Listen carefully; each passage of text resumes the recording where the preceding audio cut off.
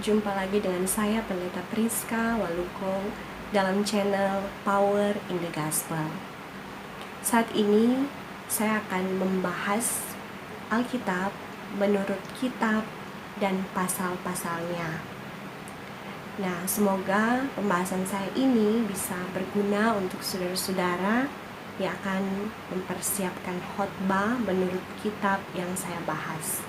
Karena itu, ikuti terus pembahasan saya mulai dari hari ini untuk membahas kitab-kitab dan pasal-pasalnya dalam Alkitab untuk kita memperlengkapi diri supaya lebih baik lagi dalam menyusun khotbah. Nah, saudara, sebelumnya marilah kita berdoa. Dalam nama Yesus ada kuasa di dalam Injil. Amin.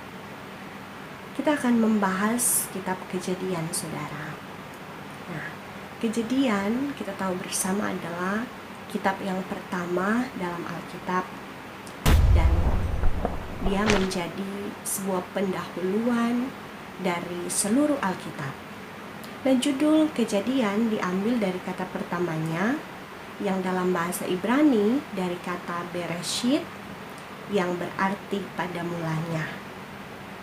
Penulisnya memang tidak tertulis dalam kitab Kejadian, tetapi ada banyak kesaksian dalam Alkitab yang mencatat bahwa Musa adalah penulis dari seluruh Pentateukh atau kelima kitab Perjanjian Lama: Kejadian, Keluaran, Imamat, Bilangan, dan Ulangan. Saya akan tampilkan di description box ayat-ayat penunjang bahwa Musa yang menulis Pentateukh. Nah, saudara-saudara, Kejadian adalah buku tentang beberapa hal. Yang pertama, Kejadian adalah buku tentang asal mula. Dimulai dengan asal mula penciptaan yang dicatat di pasal 1. Kemudian menuju kepada asal mula sejarah dan peradaban manusia hingga asal mula bangsa Yahudi.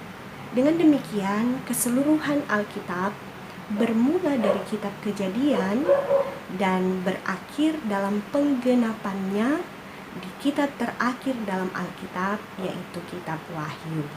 Karena itu penting untuk membaca Alkitab mulai dari Kejadian terus sampai akhir di kitab Wahyu supaya kita mendapatkan garisnya yang menghubungkan di awal penciptaan sampai kemudian penggenapan.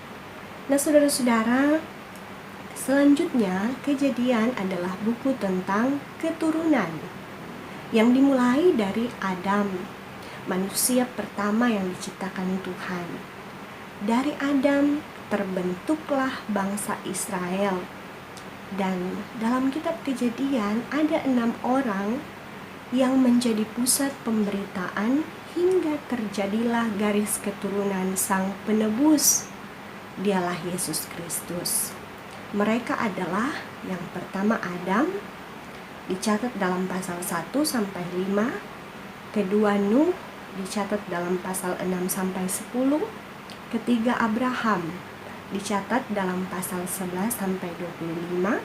Keempat Ishak dalam pasal 25 sampai 27 ayat 46. Kelima Yakub dicatat dalam pasal 28 sampai 36, dan yang keenam Yusuf dicatat dalam pasal 37 sampai 50, pasal terakhir. Nah, saudara-saudara, kisah tentang mereka berenam ini jika kita membacanya dengan sungguh, maka ini akan sangat menarik perhatian kita karena memang ceritanya sangat menarik. Nah, saudara-saudara, selanjutnya kitab Kejadian merupakan buku tentang percaya atau iman. Nah, di sini kita mulai meneladani bagaimana harus percaya Tuhan, bagaimana harus beriman kepada Tuhan, mulai kisah iman Nabi Nuh yang percaya kepada Tuhan dan membangun sebuah bahtera.